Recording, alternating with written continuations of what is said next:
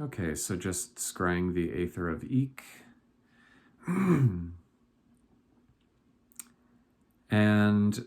I'm seeing a cylinder coming about this way. This is slightly different from the previous two visions of today, but it's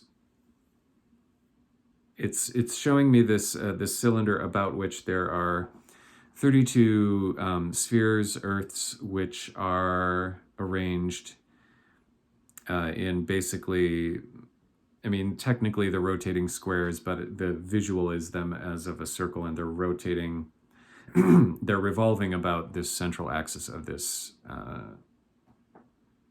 cylinder.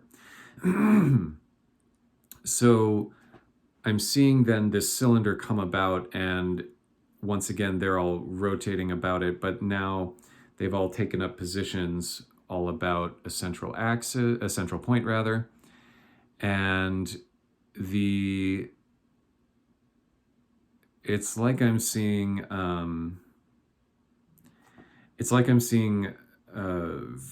four of them. I'm seeing four spokes, 1, 2, 3, 4 from this central point, and four of these earths are arranged in a line about each spoke, basically, leaving another 16 about it. So, and I'm double checking to see what's going on at the points where these spokes would meet it, and I'm just double checking to see if there are, if it's, point, and then if it's, a sphere at that point, and then 3 that follows for each of those spokes. But no, it seems as if and the governors are being kind of cagey here. This is kind of strange. So I'm asking for their assistance in helping me understand. So what they're saying is that there's a central point from which, so the central point is basically what I saw in a previous vision as a sphere. So it's the divine coming down to a point, and in order to arrange these 32 different earths according to, and then that's the question of what, right? According to the way the heart naturally unfolds, the divine heart naturally is unfolding. And this arrangement is, and so I'm asking for God's help in understanding this. And he's saying, it's hard to understand, but basically there's both a superposition of multiple earths at these points where these spokes meet this outer circle, and also, so it's like the earth is there, but it's also not. So and I'm getting the sense now that that really all of these earths are basically in superposition right now. And he's trying to explain to me that a lot of what we see of reality is really a superposition of a lot of thoughts all going on at once. And he's sort of like taking a step back and saying, here we go. Here, welcome to my world, right? But so the sense I'm getting is that this is a line from George R. R. Martin, the heart in conflict within itself, and this is the heart's not so much in conflict with God, because he does resolve it, but at times he is resolving out different ways that his heart could reform from what I saw in an earlier vision as a malformation or a deformation. So if you, for example, take, let's say, a ball of dough and you put your finger in it, you've now deformed that sphere, right?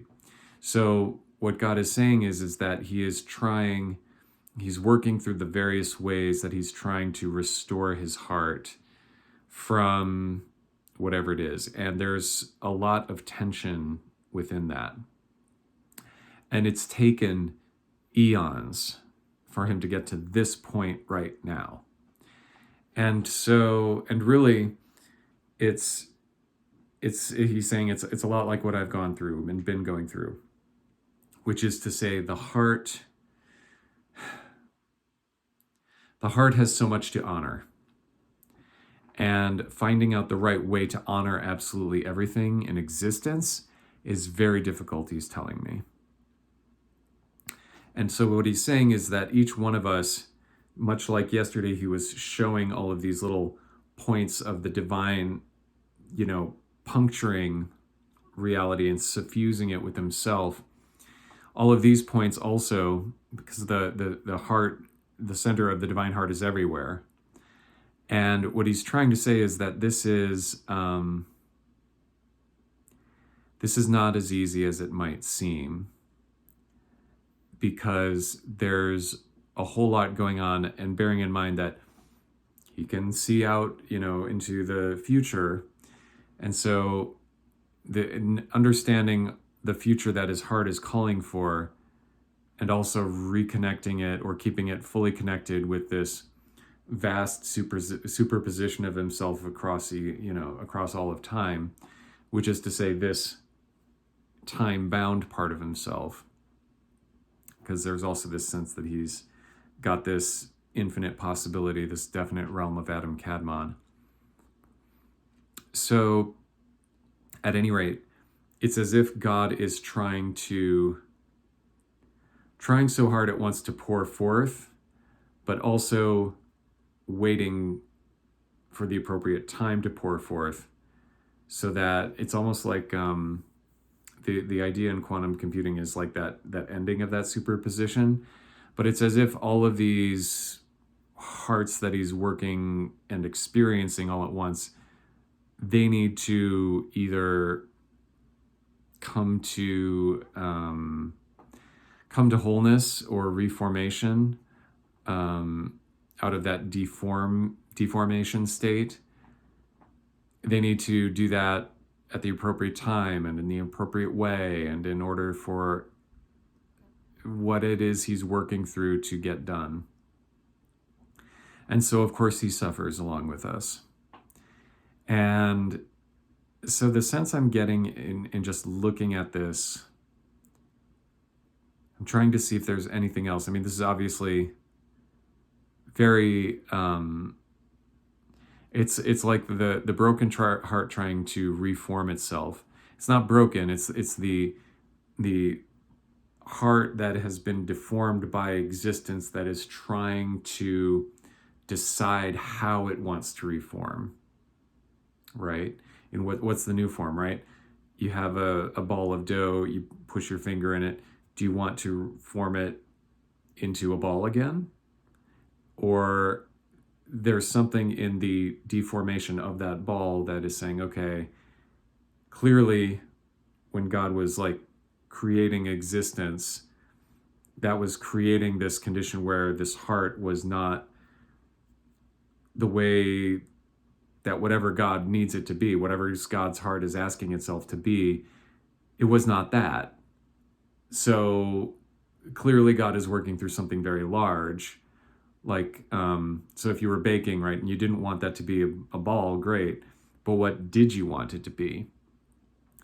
And so there's a lot of working through via negativa what God wants via the absence, but also it's sort of like when you hit upon the right thing in your heart of hearts, what you actually want, what is singing to you, right?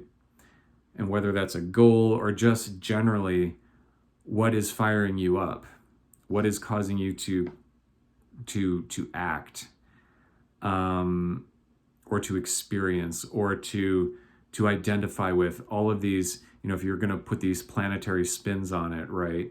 Nourishing, whatever the case may be, whatever is going on, the essence of that thing, then you need to also collectively figure out a lot of other stuff in order for that to happen, right?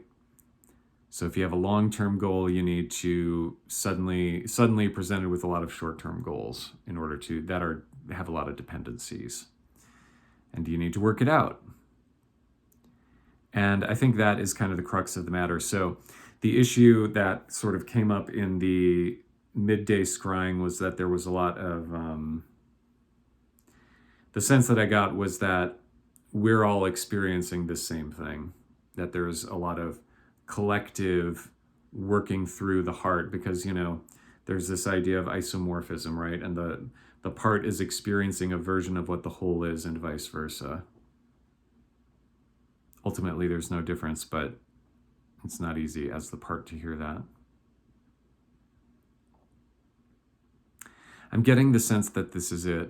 So God is just reminding me to call upon him tomorrow. So I'm to make a prayer 3 times to him to be protected as I am scrying the Aether of Zax, which, as we know, is an abyssal Aether, to protect me and my loved ones and anyone else who might be affected by it.